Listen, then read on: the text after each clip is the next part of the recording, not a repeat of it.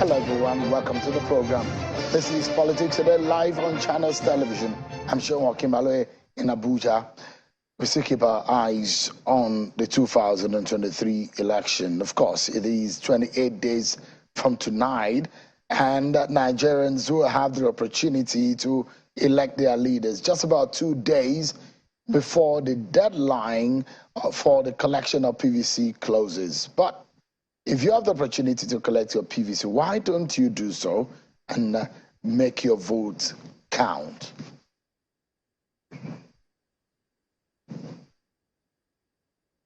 We'll be speaking exclusively with Governor Seyi Makinde of Oyo State, one of the integrity group or the G5 governors of the People's Democratic Party, PDP. And at some point, we'll be getting reactions on the judgment of Tribunal, the Governorship Election Tribunal in Osun State, which nullified the election of Senator Adeleke. But Senator Adeleke has since raised intention to appeal the matter.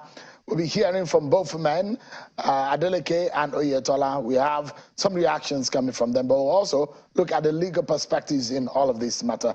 Throw me everyone tonight, because the conversation is serious, and we'll get down to it just in a moment.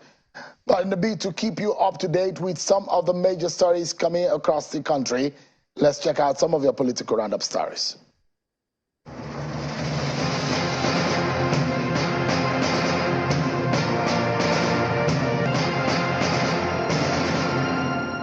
The Independent National Electoral Commission, INEC, has slated February 4th, 2023 for a nationwide voters accreditation exercise ahead of the general elections, which will commence with the presidential and National Assembly polls on February the 25th. INEC Chairman Professor Mahmood Yakubu stated this at a meeting with resident electoral commissioners in Abuja to fine-tune preparations for the forthcoming general elections. According to the INEC chairman, the mock exercise will hold in 436 polling units across the country, as the commission has designated 12 polling units in each state, plus an additional 4 in the Federal Capital Territory. 22 states are facing high tendency for manipulation during the 2023 election, that's according to a coalition of civil society organizations. Addressing journalists at the presentation of the Election Manipulation Risk Index report in Abuja, the Executive Director of Partners for Electoral Reforms, Ms. Ezenwanwagu, says the report focuses on 6 variables for tracking election manipulation, including INEC capturing, manipulation of voter register, voter suppression, among others. The campaign train of the governorship candidate of the Labour Party in Abia State, Mr. Alex Oti, has made a stop at the Ikwano local government area of the state, where he promised the people to construct a functional light rail system which will connect the entire 17 local government areas in the state. This, he says, will aid easy movement of goods and agricultural products if voted as governor. The Christian Association of Nigeria in Ogun State has demanded competence and integrity from politicians as the body endorsed the senatorial candidate of the All Progressives Congress, Mr. Shuaib Salisu, as their candidate for the Ogun Central Senatorial District. The state chairman of the association, Bishop Akin Akinsoya, made the declaration when the campaign train of the APC senatorial candidate met with leaders of the religious body in Abeokuta, the state capital. The endorsement means not just the support in terms of voting, it also means in terms of prayers. The APC governorship candidate in Bauchi State, Mr. Sadiq Abubakar, is promising to create equal opportunities in his administration if voted as governor of the state. Addressing a group of youths at his residence in Bauchi, Mr. Abubakar promised to enhance youth development and establish skills acquisition centers for the youths across the senatorial districts. The national youth leader of the Labour Party, Mr. Kennedy Ahanotu, is calling on the Independent National Electoral Commission, INEC, not to disenfranchise the over 3.6 million registered students who are yet to collect their permanent voters' cards. Speaking at a news conference in Abuja, Mr. Ahanotu appealed to university authorities across the country to release the students to go and collect their PVCs. Ahead of the February presidential election, some groups are intensifying campaigns to get support of voters for their candidates. The National Youth Solidarity for Atiku in Borno State is mobilizing women and youths to vote for the presidential candidate of the People's Democratic Party, Mr. Atiku Abubakar.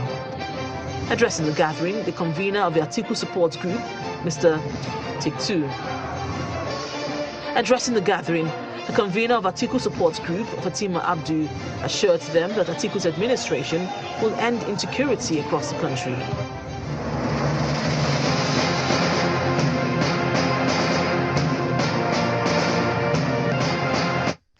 There you have it. You've been served with your political roundup stories.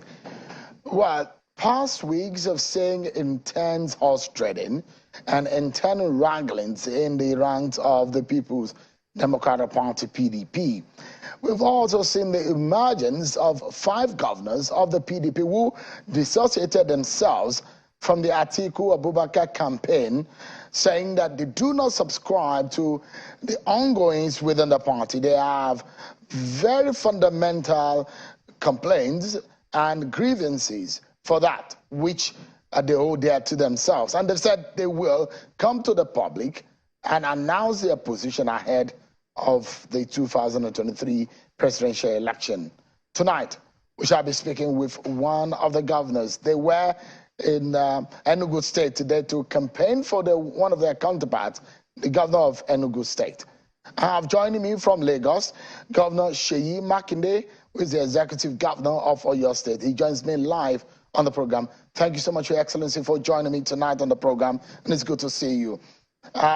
Let's begin I'd like to know, how is your campaign going? You're seeking re-election, and in the days of beavers, one would think that it's not an easy task, isn't it? Well, thank you, Sheung, for having me on this program. Well, I'm hearing some echo, but maybe we'll solve it as it goes along. Oh, apologies for that. There must be some reverberation. Something is howling back, but we'll correct that in a moment. But I don't know if you can hear me clear now. No, when you're talking is really it's fine. How your campaign is going? It's not going to be an easy one to walk back into the government house of Oyo State, is it? Well, Sheung, my campaign is going pretty well. We have 33 local government areas in Oyo State. As of 2 days ago, we've completed about 16, 17 to go.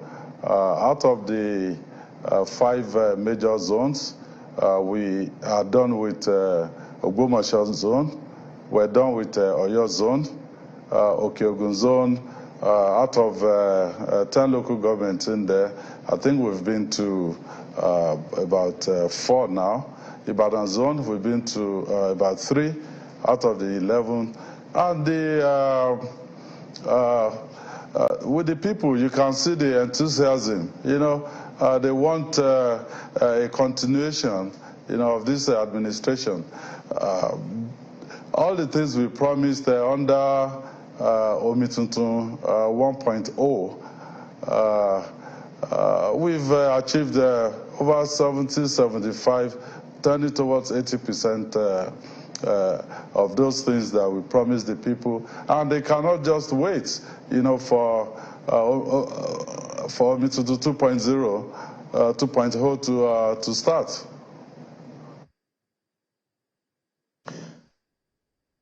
Okay, so you are up so for me, against really, for me, really, Sheung, beavers or no beavers, remember that in 2019 I was faced with a very tough election.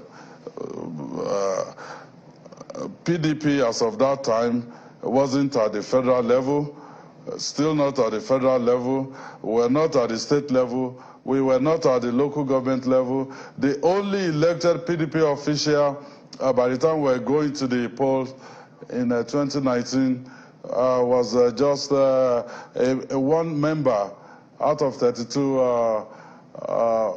member assembly. So it couldn't have been tougher than that now. One of your biggest opponents the last time is back in the race, and you're going to be up against yet a very experienced politician in the form of Senator Teslim Folarin. Those are not easy opponents in this race. Things seem to have changed from the last time. For those who have criticized you in the opposition, saying there isn't anything Omitutu that we have saying. Omitutu actually means new water, literally, is a Yoruba language, he said. So for those who have criticized to say there is nothing that they have seen concrete on the ground as far as what Seyi Makinde has done in Oyo State in the last 4 years or so, and they think that there is a chance for them to remove you from office and get into the government house in Oyo State. How tough do you think this will be? It's a tougher race compared to 2019, isn't it? Well, I disagree, Sheon. I think it is going to be a lot easier, because if people are saying they haven't seen what this administration has done in Oyo State this past almost 4 years, they must be living in the sky or in the moon. We came in with 4 major pillars. One, we said we're going to fix our health sector, education sector, we will expand our economy, and also we will look after security.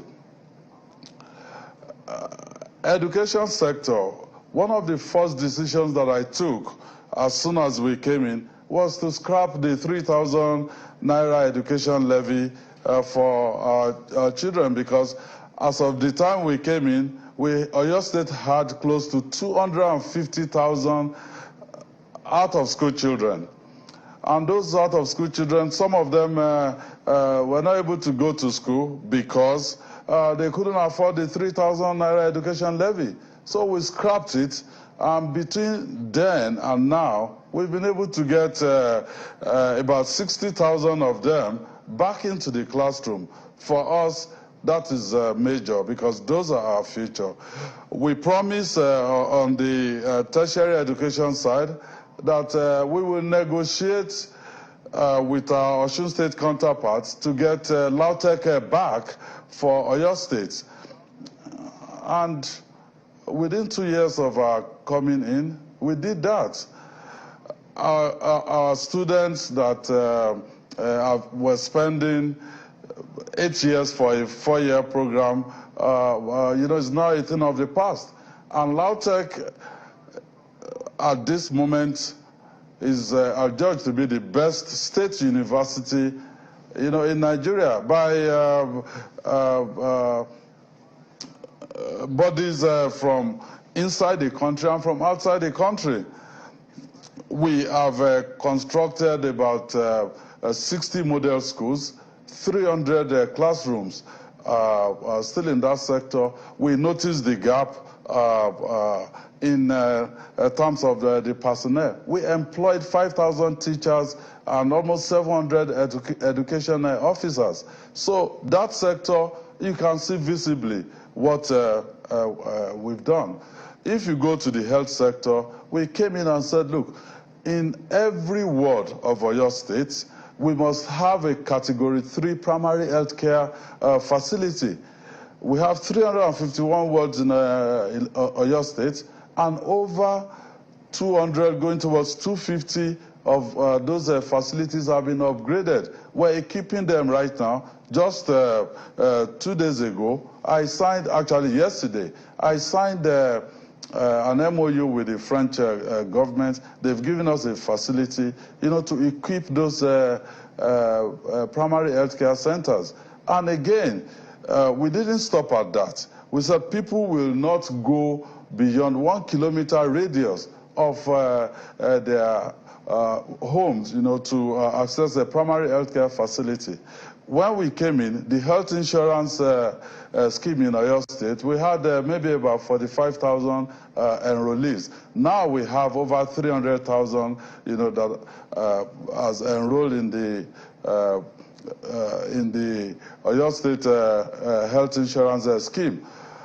In terms of expansion of our economy through agribusiness, we have Fashola Farm Settlement that is being turned into farm estate right now. And a lot of subscribers in there, big businesses. Now, if we talk about infrastructure, we've built several roads. I remember when a colleague of mine came to flag off a road project for me. He's saying Fakpote Ogbomoso Road. That's my colleague from Kwara State. He said, look, Sheyi, this is a 76.8 kilometer road. That is supposed to be a federal government project. And I said, no, we're doing it for the state, because our concept, of linkages for our state is to link all our zones. So we are linking Ogbomoso zone to Okeogun zone through that road. And you know what? The Brent farm that came into Oyo State in 2020, they are back on that, around that road to set up their sugar plantation and factory. So even if you go in terms of our IGR, when we came in, IGR for Oyo State was about 1.7 billion. As of the last count, November, it was 3.8 billion for November of 2022. So they're putting all this data together, and if people are saying, oh, we haven't done anything in Oyo State, I think they need to come down to Oyo State. And in terms of the fourth pillar is security. We said we're going to provide infrastructure, for our security agents to be able to do their work. We provided them with vehicles, with gadgets, with communication. And the icing on the cake for us was the operationalization of Amotekun. When the Southwest governors came together and said, look, we should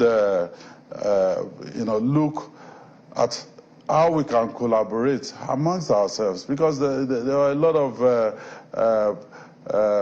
issues across the borders. And we came together, and Oyo State was a signatory to that agreement. We operationalized it, and as of the last count, we have recruited and trained over about 2,000 Amotekun personnel in Oyo State.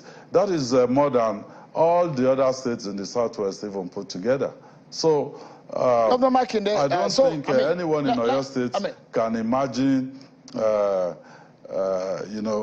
State without Amotekun right now. And they are cooperating with just briefly, because I have a long list of questions that I'd like to ask you. In the beginning, there was rivalry, but we've been able to look after that. Police, civil defense, DSS, even army. They have come together to carry out clearance operations. So I believe we have done well. And people may also say that, we pay salaries of workers on the 25th of every month. In the beginning, they said, they cannot do it for more than 6 months. Well, as of 2 days ago, we've done 44 months with no break at all. We've paid 13th month salary for 4 years in a row right now. And even last December, we paid the pensioners, we paid them 10,000 naira each, as a Christmas bonus for them to get turkey, get rice, to even be able to have something to celebrate. So I think we've done well. And remember also that we've been tracking our performance since 2020. And if you go to my website, it's there, all specifics of what we've done and what we've been able to achieve. All right, so there are a few issues here and there. Let's quickly pick them one after the other, and quickly too. I mean, during elections, a lot of things will come up. There will be debate about performance and what you can deliver. I would have loved to ask you, even if you do not win this election, what would be the legacy you will have left behind? But let me look at some of the internal wranglings in your party, for example. You were in Enugu State to align with your colleague governor from that state. And some of your colleagues within the G5 and Integrity Group have said, in the coming days, this we've said in the past few weeks, that you will declare where you stand in relation to the presidential election of 2023. Have you come to that point?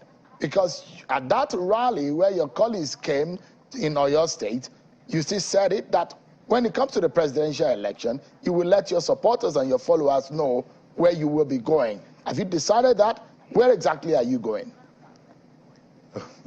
Well, thank you, Sean. You know, one day is a very long time in politics.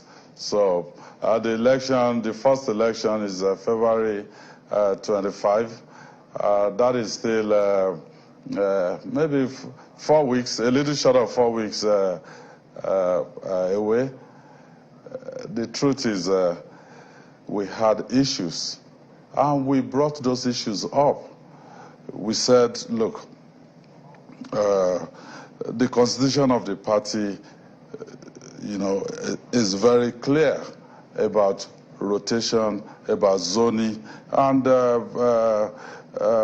I was the one that brought it up at NEC. Section 7 subsection 3C of PDP constitution is very clear. Okay.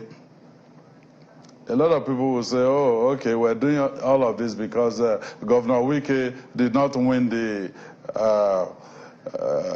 presidential primaries. Of course, that is not the situation. The primaries have been lost and won. It's clear, it's done, dusted. A clear candidate has emerged. But does it mean all the issues that we've raised, which they've refused, the party has refused to address them up until now, do we sweep it under the carpet? And these are very, very fundamental issues. And I must say this also, as a party, we are treading a very dangerous path. See, Sean, I will not say because I'm in PDP, then I should compromise my principles, you know. And that is what the integrity governors are saying. The G5, it's very clear. We're saying, look,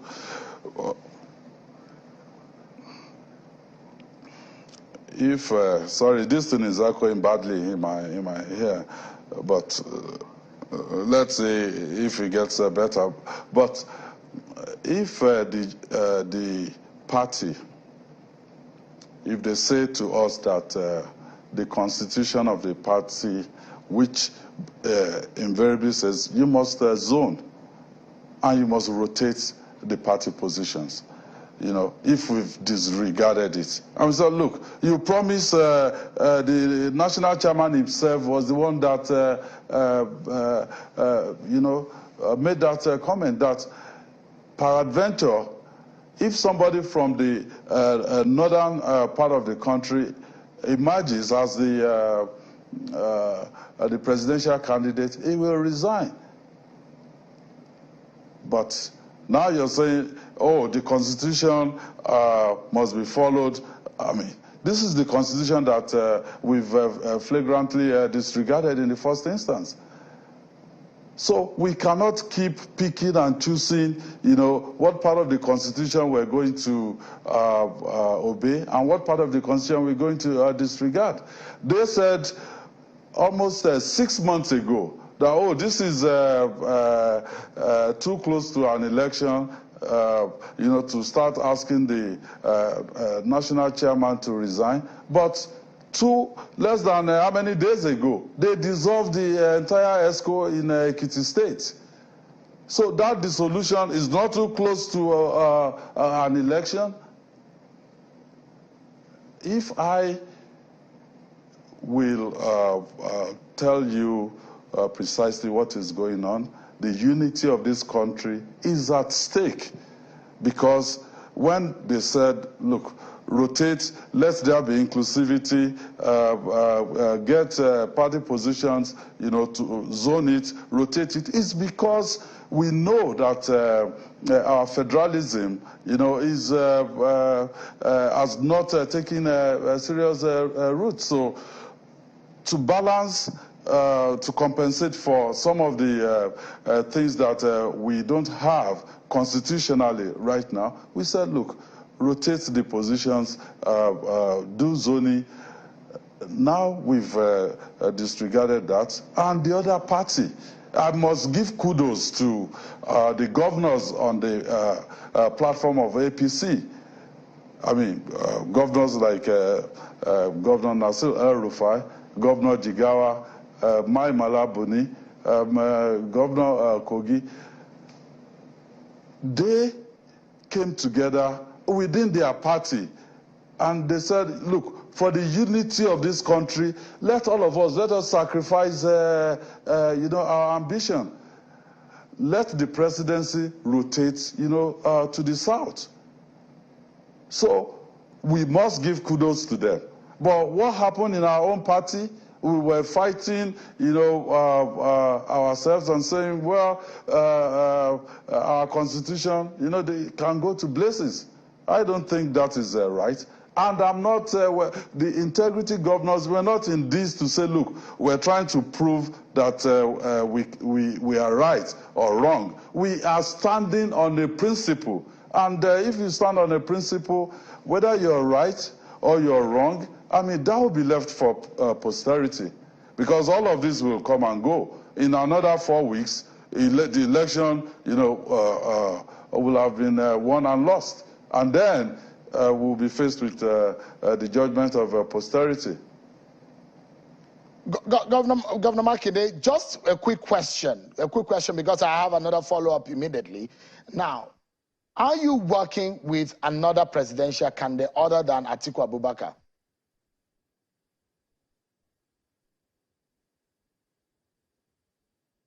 I've been you know, more concerned about me coming back, you know, than talking about the presidential candidates, you know, of another party. The bottom line really is that asking for fairness, for justice, for equity, and pushing for unity of this country, I don't think that can be regarded as, you know, whether working for the presidential candidate of another party or not. These are just principles, you know, that are so basic. No, but Dr. Makinde, you and your colleagues have said as much. No, you and your colleagues have said, your colleagues, you've said as much that you will not campaign, and you've pulled out from the campaign from the very start of this campaign. You've said you will not campaign for Atiku Abubakar, and he was in your state. I'm not sure you attended the rally of Atiku Abubakar in your state. So there are those who are in the PDP who say that you have an alliance with other presidential candidates. Is it true? And for us, my next question would be then, maybe the evidence that they have might be to follow up on the next question I have. Well, Seun, asking for certain basic things to be done by the party, and if they've refused to do it, What do you expect us to do? Just carry on and say, well, okay, this is gone, then go ahead and just keep pushing around with something that you're not sure is going to really bring the people of Nigeria together. See, in Yoruba, they will always say that Ajoje Odu, Tenikan Obani. If we're saying, look, let's eat this thing together, or let's work on this together, and there's no inclusivity, you know, how do you want to proceed? So I pulled out. The integrity, the G5 and the integrity group, we were very clear. We said, look, if we don't resolve this issue, I don't expect us to participate in the campaign, and we haven't. But I've not stopped anybody. If you like, and you think, you know, you're more PDP than myself, you're from my village, and you think this is the route you want to take, I am not stopping anybody. When our candidate came to Oyo State, I provided logistics for them. I provided easy passage, security, you know, for the venue, and everything that they did for the campaign. And as the chief security officer of the state, I will do that for other parties as well, you know, when they come. So I think people must, you know, come clear about what are these principles. Is the party right, you know, to sweep this under the carpet? Something that is something that is, you know, really knocking at the ground norm, the constitution of the party. No, I think you cannot build something on nothing, really.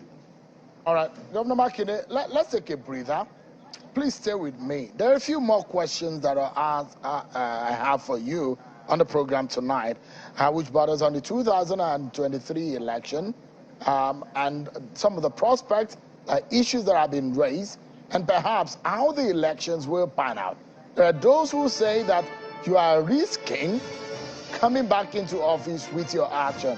In fact, some of the chieftain of the PDP in Oyo State have described your action as treachery. I'd like to get your reaction to all of this. Stay with me, everyone. They've described my action from the Osun Governorship Tribunal judgment of today. Stay with me, everyone. We'll be right back. Thank you so much, everyone, for staying with us right here on the program. Our focus is being the G5 governors of the PDP and the 2023 presidential race, the internal wranglings in the PDP. Of course, we'll take a look also at the outcome of the Osun Governorship Election Tribunal of today and some of the reactions that are coming in. Governor Seyi Makinde, the executive governor of Oyo State, has been our guest on the program tonight, and he's live with us from Lagos. Thank you so much, Your Excellency, for joining us. Now, so this is it. A former Minister of Power and Steel, Wole Oyelese, has said that your action is tantamount to treachery. That's how he described what you have done. And he says that the bottom line is that Makinde should, let me just read part of what he said. He said that you need to, before you can win the election, that you need to campaign for Atiku. How do you react to that kind of statement? Elder Oyelese is older than me, and I will not disrespect him. But I think he basically stood logic on its head. It is the other way around. If our candidate will need to win in Oyo State, I will have to campaign for him, because PDP in Oyo State is riding on the records of the achievements, you know, that we've been able to make these 3+ years. So if is looking for a ministerial position, or I don't think anyone will give him any ministerial position anyway, because the last time he had the opportunity, he didn't do well at all. Maybe they can give him a federal board or a federal appointment, but he needs to be objective. Let him go to his Erumu town and tell the people. I was in Erumu how many days ago, and they wouldn't even touch him with a long pole. So you have all of these so-called expired politicians, and then they go out there and say, oh, we've done this, we can do this. I respect the opponents. I respect some of the challenges that we have to face, for this election. But we are realists. We're driven by data and logic. We've demonstrated it before. You remember during COVID, it was going to be a total lockdown. I stood up at the Economic Council meeting and said, look, well, I know people within Oyo State that whatever they will eat tomorrow will be from what they've been able to do today. So we got the federal government to agree with us for a voluntary lockdown. If you think your state needs to be locked down, lock them down. If you think they need to ease the lockdown, then so be it. And a lot of people came to me and said at that time that, look, most states are turning their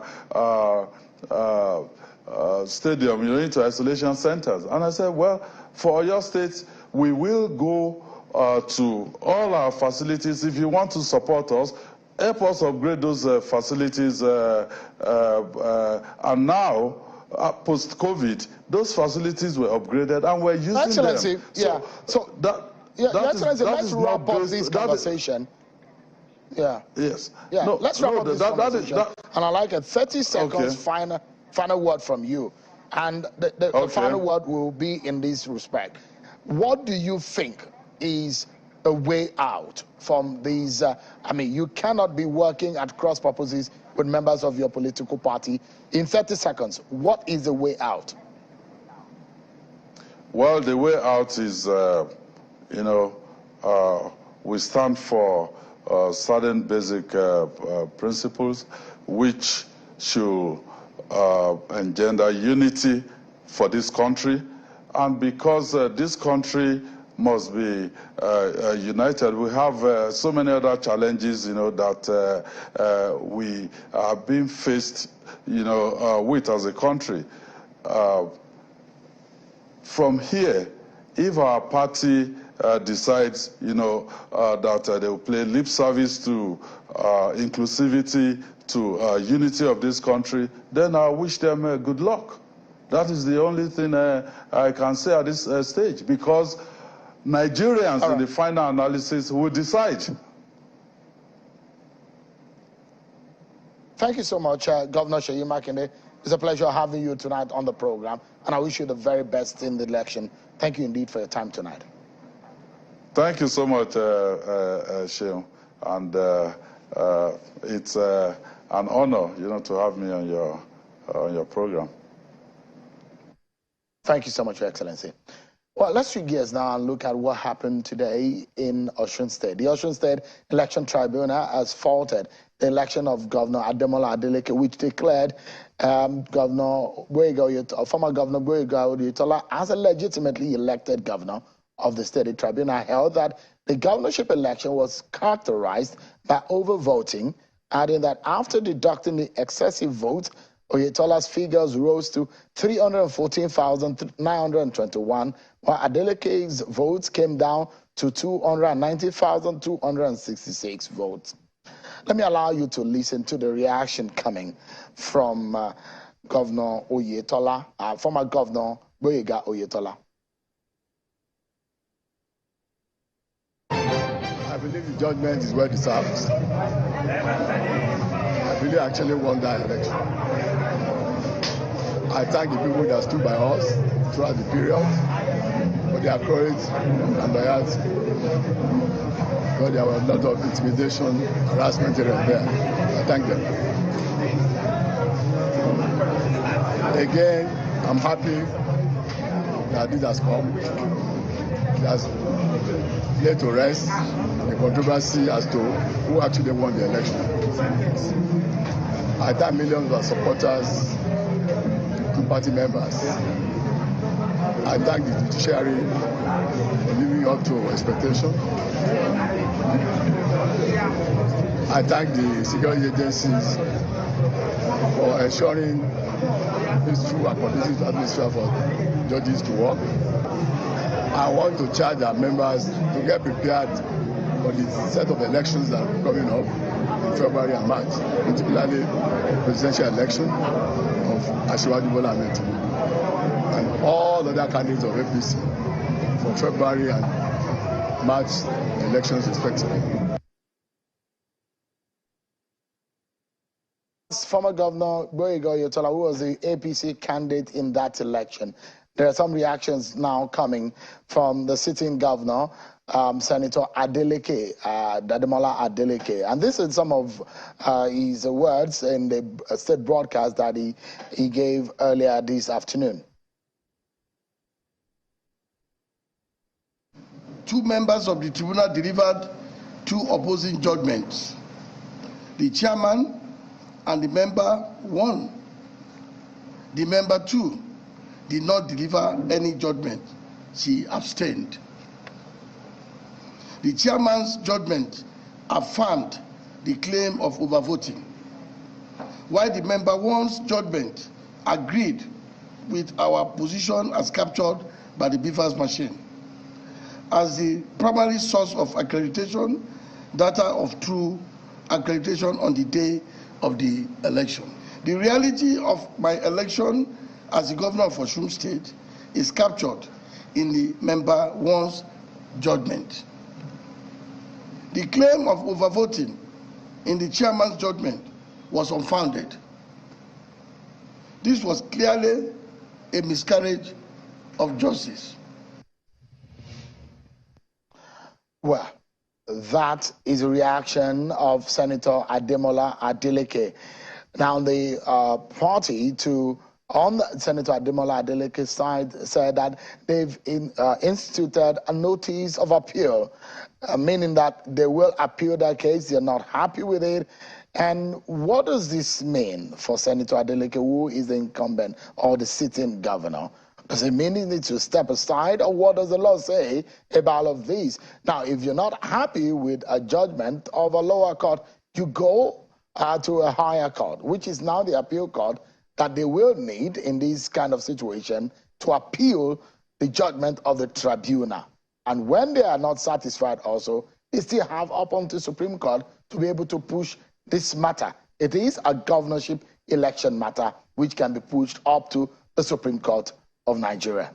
Now, these are the issues, hoping that tonight we'll be able to get some perspective from lawyers on both sides of the divide who are going to be joining us on the program just in a moment, where the tribunal led by Justice Tase Kume and therefore instructed the Independent National Electoral Commission, INEC, to withdraw the certificate of return issued to Senator Adeleke and his deputy, Kola Adewusi. He directed that the certificate of return be issued to Oyetola instead. But Senator Adeleke has said that INEC should not issue any certificate of return just yet because it still has the opportunity to pursue the case in the upper court and in fact up to Supreme Court if need be. These are the circumstances and the scenarios playing out in Osun State. And these are some of the pictures that came out after that judgment today. This is in the outskirts of, the outside of the premises of the court in Oshogbo, the Osun State capital, earlier today. Presence of security operatives were manning the court premises to ensure law and order. And of course, it's caused some jubilation. We're already seeing reactions on the camp of the APC. Some leaders of the APC already sending their congratulatory messages to Senator, former Governor Boyega Oyetola, but the reaction that's coming from the PDP is that this is a miscarriage of justice. And the governor, Adeleke, has asked the people of Osun State to stay calm as they still have the opportunity to pursue this case to the very, very end.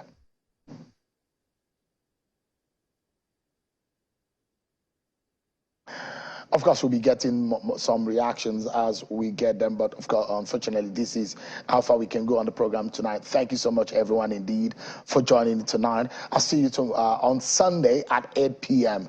Let me just hint you that can you trust the beavers? Can you take home some lessons from what we have seen in Osun and Ekiti to give some assurances of whether 2023 election is going to be guarded by a watertight process that will ensure a free and credible election? And we're having a guest on Sunday that will be breaking all this down for us, and we're having a practical demonstration of how the 2023 election can be credible. Thank you so much, everyone, for watching. I'm Sean Kimberley.